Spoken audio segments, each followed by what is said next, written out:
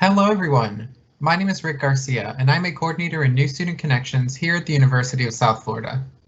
New Student Connections, or NSC, is a resource to support you throughout your time as a bull, whether by connecting you to resources to help with academics or helping you to build community and make friends.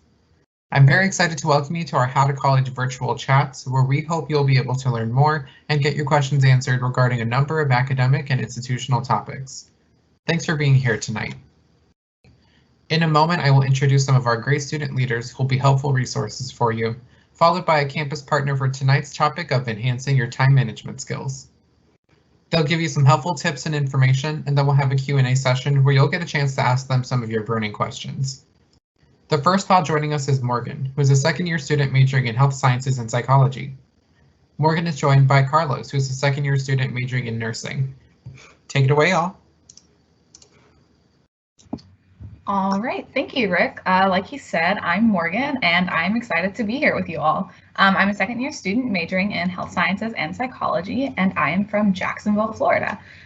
Today we'll be learning more about all things to enhance time management, including the importance of structure and planning, as well as helpful tools and how to keep yourself accountable throughout the semester. By the end of this session, you all will have some great tools and information for managing your time. That's right, Morgan. I'm Carlos, and I'm a second-year student majoring in nursing from Tampa, Florida. I don't know about you all, but I'm excited to learn more about time management. We have some folks here with us that are the experts on campus when it comes to this topic. So please allow me to introduce Katie Sawyer, an assistant director in the Academic Success Center. We'll be in great hands learning more from them. Hello, everyone. My name is Katie Sawyer, and I am an assistant director for the Academic Success Center, specifically over in the Tutoring Hub. I'm so excited to be here tonight talking with all of you about enhancing your time management. I've been at USF since I started my undergraduate degree back in 2004, left to get my master's, and then came back and have been full-time position here for about 10 years. So I am a USF bull for life and really excited to be here tonight. One of the big things when it comes to time management as a whole is that it's really difficult. Juggling classes, coursework, jobs, social life, everything that you have to juggle with in a certain day, in a certain week, and in a certain semester. It can be really difficult, and it can be difficult to really figure out how to manage and prioritize. Every single one of you out there right now probably has a different situation, unique preferences, different challenges, different things that come up, and a different schedule altogether. However, even though there are all of these different differences, there are some strategies that can be implemented across the board to help you figure out what's the most effective and to really take ownership over your time management so that you can be as effective as possible. The very first step in this is going to be creating a structure or a plan for your time management. Really taking that ownership and figuring out where your time is going and what you can do to make sure that you're prioritizing and that you're managing the best that you possibly can. So we're going to start there. How do we create what that plan is going to look like? I suggest a 3-part plan. This is going to look a little bit overwhelming, but don't worry, we're going to break it down for you. The first piece here is going to be a semester plan. This is going to be a master plan of the entire semester. In this, you're going to put all of your major due dates, all of your deadlines, papers, projects, presentations, anything that you have going on for class. You're also going to want to include in that master plan any big events that you know are coming up. If you're going to a wedding or if you're going out of town, you're going to want to see this. This master plan provides a nice blueprint of what to expect throughout the semester. That way you can see in that week 4 that you have 3 exams and 2 papers that are going to be due. You want to know that week 1 and not the Sunday night before week 4 starts. That way you can plan and make sure that you're ready for that very busy week that's coming up. Then we have our daily and weekly plans. These are going to be much more detailed plans. You're going to have all of your coursework and time that you're going to have dedicated to each course. So study blocks, how long you're going to be studying, when you're going to dedicate those blocks to. You're also going to want to make sure that you put in projects, papers, anything else that you're going to be working on and break that time up as well. any practices that you have, if you work, any of your work shifts, meetings, any of those pieces will also go into that daily, weekly plan. That's where you're really going to see where your time is going on a consistent basis. Now, I know this might seem like a lot at first, but we're going to take a look at some examples on how you can start to build these. And these student examples should give you an idea of what this looks like in practice.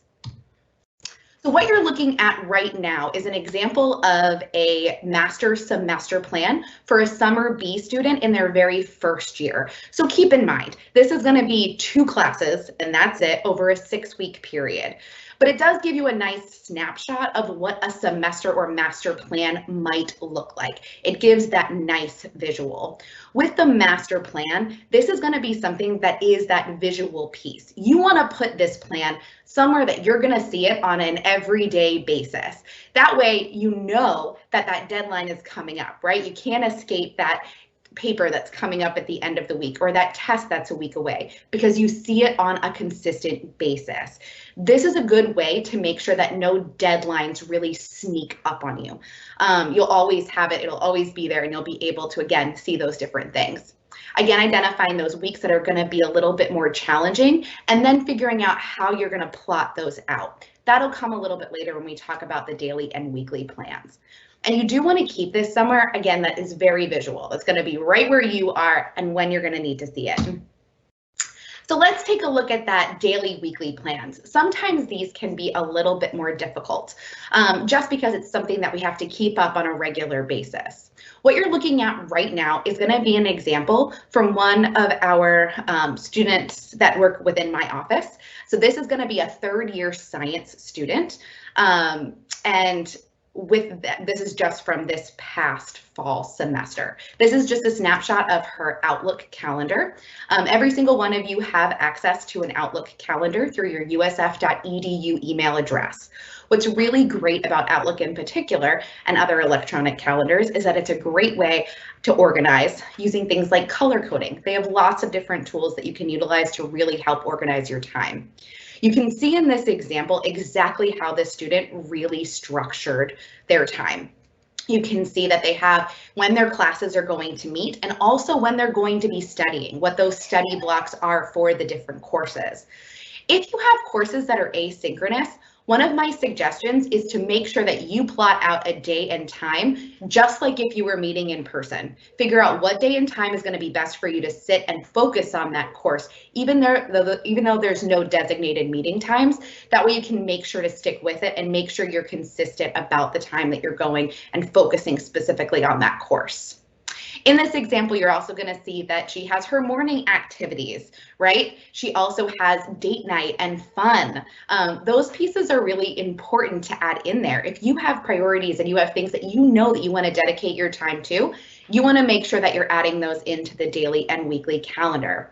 What's great about this is that you can really hold yourself accountable. Let's say something happens on that Monday at 2 o'clock. And you're not able to utilize that study block that you had. You have to do something else. What you can do is you can take that block and you can physically drag it to another day and another time. It really does hold you accountable to those hours that you had set aside. If we don't have a tool that we're using, sometimes those time blocks can just disappear. They just fade off. We forget that we were going to be studying during that time, and so many other things happen that we don't really remember to go back and to dedicate that time to that studying, and then we lose it. So using tools like this can really help ensure that you are utilizing that time. So let's take a look at some other popular ways that you might be able to structure your time management, whether it's that master semester plan or those daily or weekly plans. So there's a couple of popular options that we're going to go through, but keep in mind, just like we talked about at the beginning, you might have certain preferences about how you like to manage your time and things that you like to do. That's perfectly fine. All of these are just options and ways that you can take and you can adapt to whatever it is that works for you. So with that master plan, one of the things that you can utilize is a desk calendar. Desk calendars are absolutely fantastic because they are large and visible, just like we talked about at the beginning. Those desk calendars can really provide you an option to really write out everything that you have and to be able to see it in a way that's going to be right in front and center every single day. With desk calendars, there are some cons though. They are really big, so if you do have on-campus classes, even just a couple of them, they're really hard to take with you. So it is something that's going to be more stationary. It also is something that if it's in your space where you're working constantly, they can get a little bit messy. I'm not going to lie, mine has coffee on it right now that I spilled a couple of days ago, but it's one of those things that it is that big visual piece, so it's a great tool in that regard. Another tool that you can utilize are going to be planners. With planners, they're fabulous because they have both monthly and weekly calendars all set up.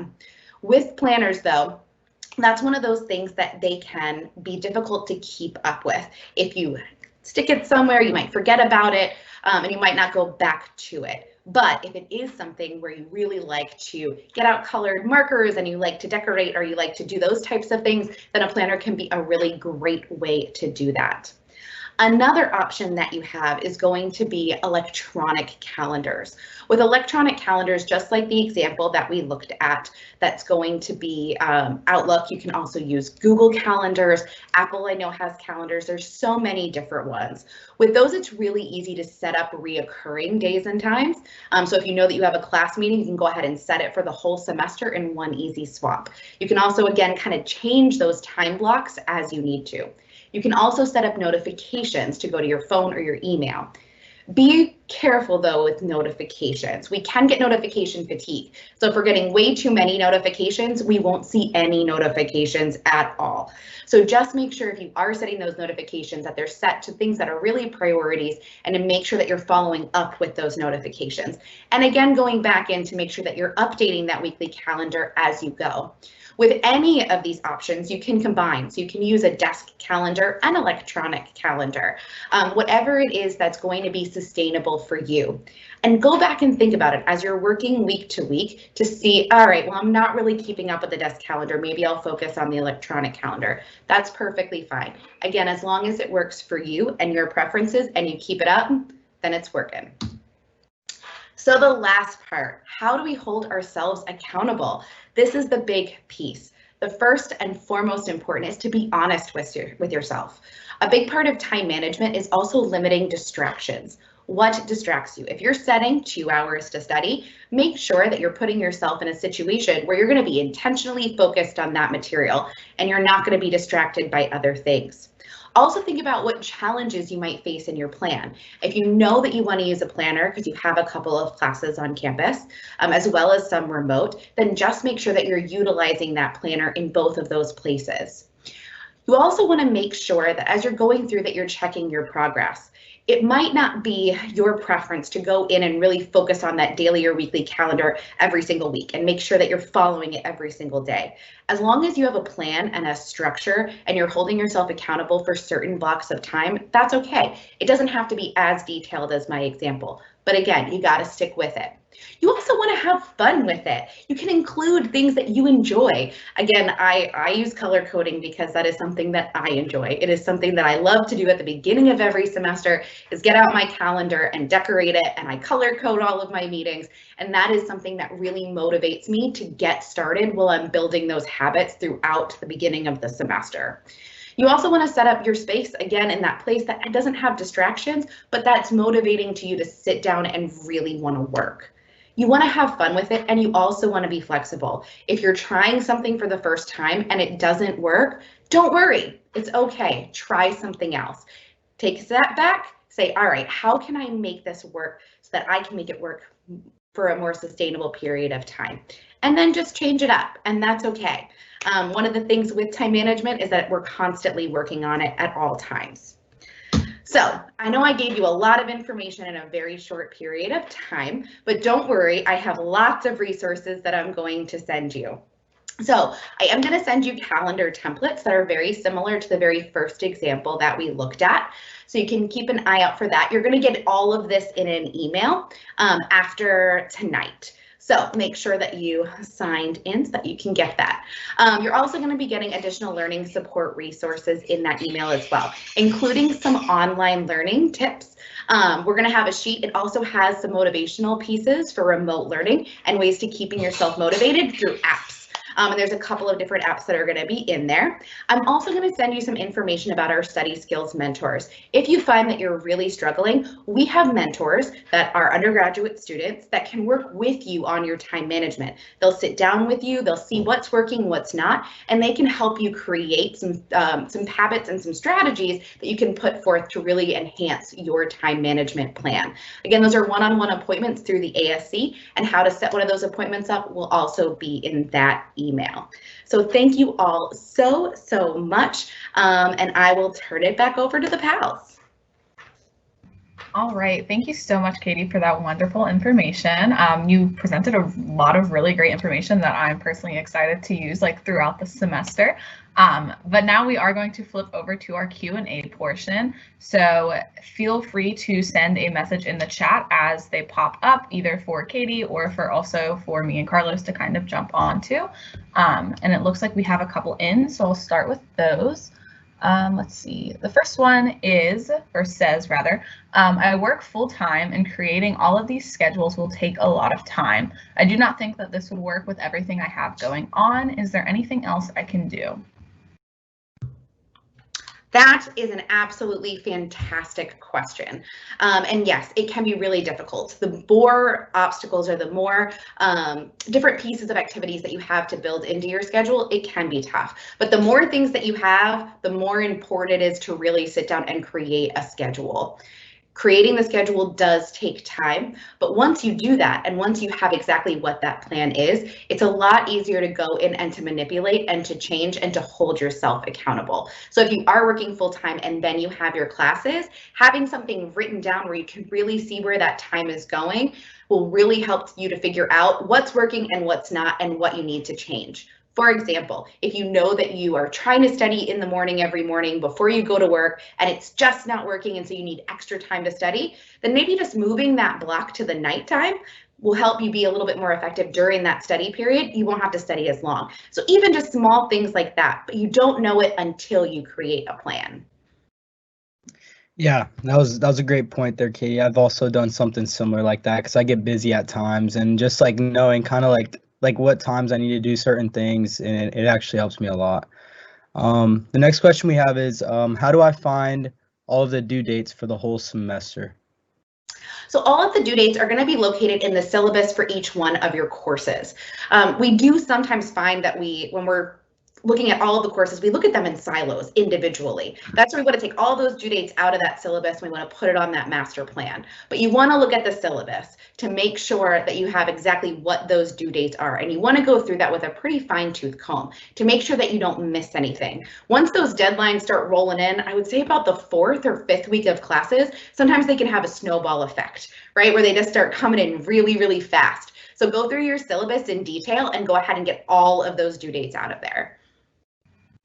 All right, and I do want to take this really quick second to plug another How to College chat that we did last week about decoding your syllabi, because that will also kind of show you more how to decode your syllabus and pick out those pieces that are really important. Next question though, let's see. None of my classes have a set time to meet. I am not sure how much time I should be working on each one, and how do I decide where to start? I would say you want to start with more time than with less. With asynchronous classes, you want to make sure that those time blocks are consistent. Same day, same time every week. If you're not quite sure, I would say maybe start with the same time that a class period would be. So maybe 2 3-hour or 2-hour blocks to start. That might be way too much, but you want to start big and see what you need and then tailor it from there.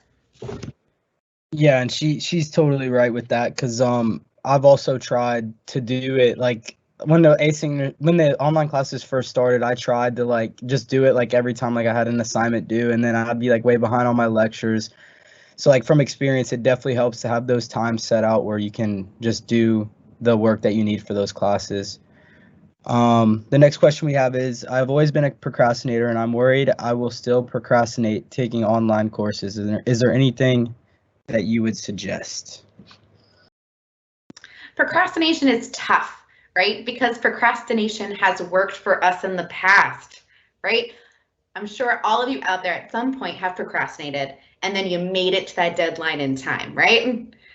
This is one of the reasons why it's so difficult to put that off, because it's a strategy that we know has worked in the past. The best thing that you can do is plan out ahead of time.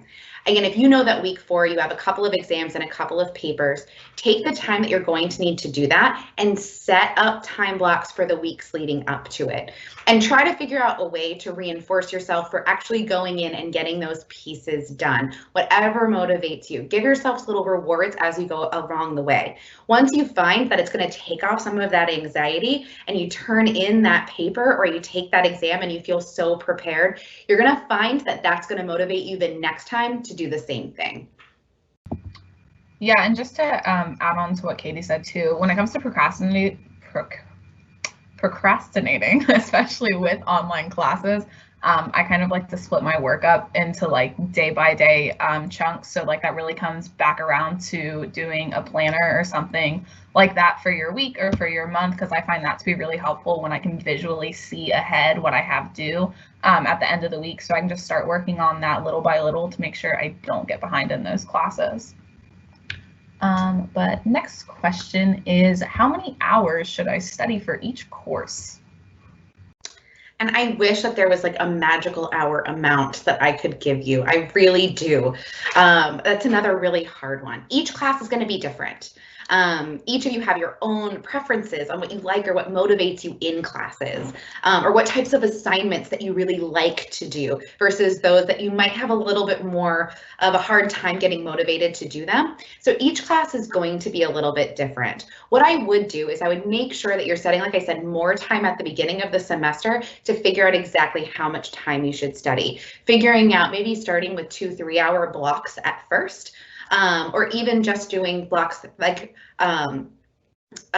even doing like 1 hour blocks numerous times. So it just depends on exactly what you are interested in and what your preferences are, and also what your comfort level is with the material. So again, I would say start big, put that time aside, and if you need to cut it down, you absolutely can.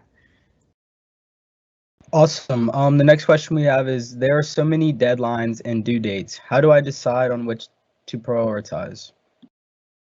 So many deadlines. There's so many deadlines, and just like I said, once you get to about week 4, they're going to start to snowball a little bit. They start to come in really, really quickly. By creating that master plan, you're going to be able to really see when those deadlines are, and you're going to be able to identify what those priorities need to be. So you want to figure out what those really crazy weeks are, and then figure out how you need to start now to prepare for what that week is going to look like. I would also say, to break that up, so if you know that you have a 3 hour block that you're going to be studying, maybe alternate your courses. So you're doing 1 hour for a course that you really, really like and working on that, and then taking a break, and then coming back and doing an hour of a different course, maybe that you have a little bit more time like struggling with to really want to get excited about. Then do that course and then go back to the course that you really like or the coursework that really interests you. That way you're giving yourself a little bit of a pattern there, but you're also giving yourself some reinforcement. Yeah, and I just also want to add on to that really quick. Like Katie was saying, the technique of like switching, doing like time blocking and switching back and forth is really useful. I did that pretty much like all of my first year, and that helped me like really stay focused and accomplish big chunks of work in a relatively small amount of time. But something else I do with prioritizing, since I like to lower things down onto like a weekly level when I'm planning. So I have a sticky note on my laptop, and I have one now. It's really boring because it was the first week of school.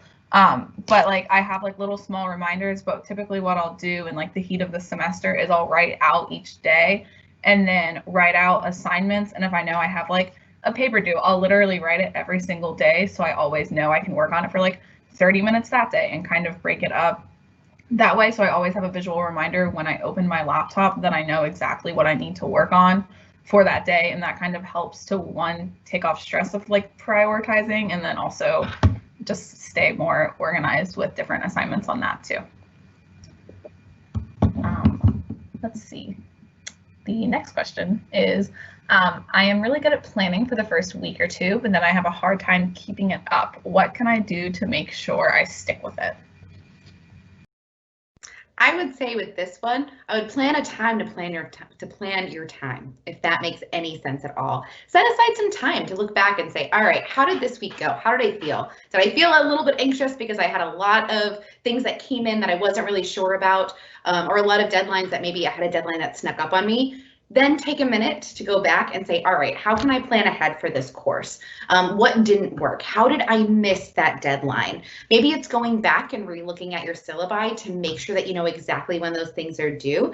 Maybe even looking at your Canvas to see exactly, you know, what's coming up in the next module, whatever that is. But you do need to really plan that time to look through and figure out what's working and what's not. Awesome, that's a great point. And another question that we have is, it says, I tried to use my Canvas calendar, but there are some due dates missing. How do I get all of my due dates to show up? This is a really good point. Yes, that Canvas calendar that you can see that has all of your assignments and they're all color coded and it looks wonderful. However, Canvas is a little bit quirky sometimes, and if there are certain settings or certain things that are hit within a course, assignments or deadlines might not pop up in your Canvas calendar. That's why you really want to be sure to go through your syllabi with a fine-tooth comb. Go through, make sure you're pulling out all of the important dates and deadlines that you need, so that way you can make sure that you're adding them to your calendar and not relying solely on the Canvas calendar. It's a good kind of quick reference, but you want to make sure that you're going through and kind of doing a double check with your syllabus to make sure that you're not going to miss any deadlines. And I'm going to turn that over to the current students. Yep. Yeah, we can definitely. I'll just lay out kind of how I manage my time, and like a lot of it I got like basically from what Katie said. Like I have a calendar on my desk that I use, and I use like that one, and I also have a weekly planner that I carry with me. Like when I used to go to classes and stuff, I would have in my backpack, and I just kind of like set myself like in my it became a routine to where I checked it every day to where I wouldn't forget and like leave it behind. And that's just how I manage my time. I write all my bigger due dates like on a calendar, and then I write like my daily stuff in my planner, like, and it's helped me really like be like more successful. I haven't missed any assignments, but like having like each of the certain times blocked out is something that's actually helped me a lot, because like I have time for like work in the morning, then school after that, then the gym, and just like blocking out those certain times makes my day go like a lot more smooth. Yeah, and just to add on to what Carlos said, like I also kind of get into the habit of establishing a routine early in the semester, so I kind of know like what days I work, and then also what days I want to do certain classes. And that's also why like the sticky note method, as I like to call it, is like so prominent for me, because it's really worked. That's what I found that works the best, because I've tried planners and I've tried like wall calendars, but I have to like reach into my bag to get them, or like they're not physically in front of me all the time. So like it's just kind of going to finding that technique, and then also just like planning out your week as much as you can. And I've gotten to a habit of like checking Canvas every day just to see if there's something I've missed, I'm missing, or that I forgot about. Almost if you do it like obsessively your first few weeks of class, then you kind of just get into the habit of doing it just to make sure that you don't forget anything either. Awesome. And the last question we have here is, what can we do if what we are doing isn't working as far as time management, but we don't know what to fix? I would say reach out to resources. There's so many different resources on campus. Ask everyone that you know what they're doing to keep their time. That way you can get lots of different ideas. You can also utilize our study skills mentors in the Academic Success Center. These are one-on-one appointments that you can set up where you can sit down. Our study skills mentors will sit down and they'll go through all of the different strategies that we talked about today, and some other strategies as well. Because they are undergraduate students, they can work with you on strategies that you can use, and then you can always come back and see them. So if you make an appointment and you go through and they give you some great strategies, you can make an appointment for the next week to come back and have that conversation about what worked and what didn't. And they're available throughout the semester, so you can always go on and book an appointment. You can go and see them as many times as you'd like to. We do have appointments, so it's going to be 2 appointments for our study skills mentors per week, and only 1 per day. But you can meet them throughout the semester and really get a one-on-one experience to talk about what's working for you and what you might be able to do to become a little bit more effective. All right, thank you guys all for coming today. And Katie, do you have any final key points that you want everyone to walk out of here with today? Yes, I would say have fun with it and be flexible. With time management as a whole, every semester you're going to be going through and you're going to be creating a new plan, a new regimen, a new way to look at your time, and you're going to be growing these skills as you go. And every time that you do it, and every time that you learn something new about it and what works and what doesn't, you're going to be getting better at managing your time. So take it in bite-sized pieces. Start with that master semester plan. Write that out however you want to, whether that's on a piece of paper, whether that's on a Word template, whether that's on a desk calendar. See what that whole semester looks like, and then go from there. Figure out how you want to block out that time on that weekly basis. Figure out what's going to work for you, whether that's Post-its, whether that's using blocked time. Whatever strategy you think might work, try it, and then be flexible. If it doesn't work, it's okay. You can always change it as you go. Those are some great questions, everyone. Thank you again to our pals and to Katie Sawyer from the Academic Success Center for helping us all to learn a little bit more about time management and how we can really use it to maximize our success this semester. To connect with the great folks over at the Academic Success Center or the ASC, you can go ahead and email them at asctampa@usf.edu, which is currently displayed on the middle of your screen. And again, if you haven't already, go ahead and click our attendance link and we'll go ahead and share that in the Q&A one more time for you. So you can get that great follow-up email from Katie with some additional resources and information from her and her team. If you're watching this as a recording after the fact, you can go ahead and email asctampa@usf.edu and they'll be sure to help you out. To stay connected with us at New Student Connections, you can go ahead and follow us on Instagram at USF_NSC. or email us at newstudent@usf.edu, both of which are currently displayed on your screen as well. For more information about these virtual chats and other great opportunities for all Bulls this fall, please definitely check out the Go Bulls Guides app, where you can download the New Student and Family Guide. In there, you'll be able to access a wealth of information, resources, and a calendar of events that you can tap into this semester. If you're hoping to access that in a browser as opposed to an app on your phone, you can go ahead and use the URL currently displayed on the left side of your screen, and that will open up that guide for you. Thanks again for joining us to learn more about how to college, and as always, go Bulls!